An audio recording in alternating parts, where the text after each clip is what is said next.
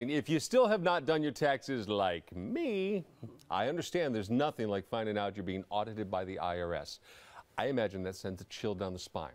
Just thinking about it does. While there's no sure way to avoid an audit, there are a few things that stick out. So we brought in some experts, certified financial planner Naomi Duke and personal wealth advisor Barbara Walker-Green joining us this morning with, we said, the 5 most common audit red flags. We're going to add a bonus one as well. Ladies, thank you very much. Thank you For coming in. I appreciate it. Barbara, let's start with you.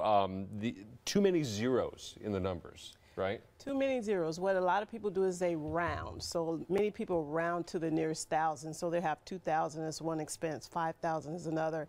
Too many zeros. It's okay to round to the nearest dollar, but the nearest thousand, that's too much. The IRS will see that as a red flag. The computers say the computers like little funky numbers, right?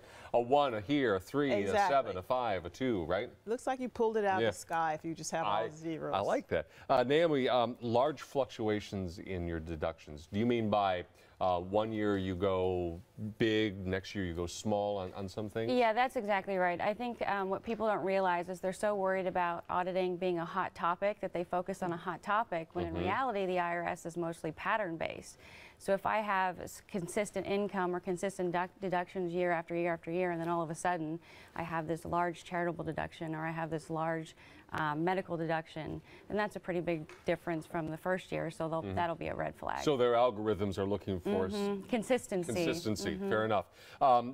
Having a lot of money, do you mean just getting too big a refund or that sort of thing? No, high income individuals. Okay. Very high probability of being audited. 1% for the average person. It jumps to about 21% to with someone over 5 million and 10 million, you have a 30% chance of being audited. I'm in the clear there, I think. I don't think I have that problem. Home-based businesses can be a real trap, can't they? Yeah, you know, what we're seeing more and more is that, you know, trying to get that work-life balance, we're having a lot of parents trying to work from home, and therefore they're looking for that home-based deduction. The issue is they're not doing the math behind that home-based deduction. What is that space that they're using it for?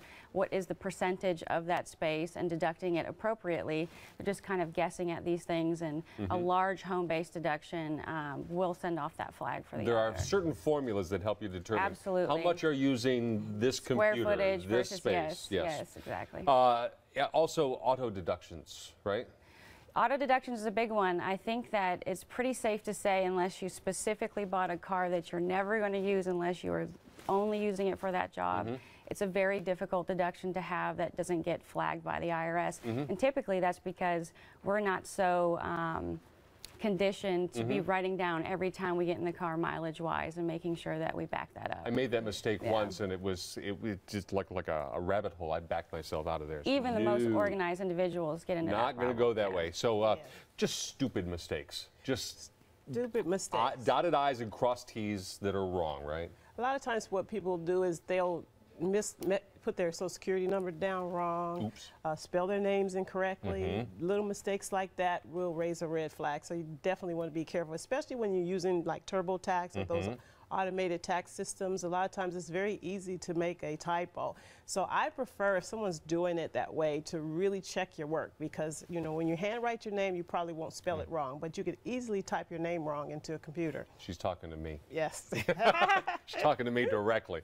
Ladies, thank you very much. I appreciate the wisdom. Maybe it'll help some folks. Thank you. Thank you for having us.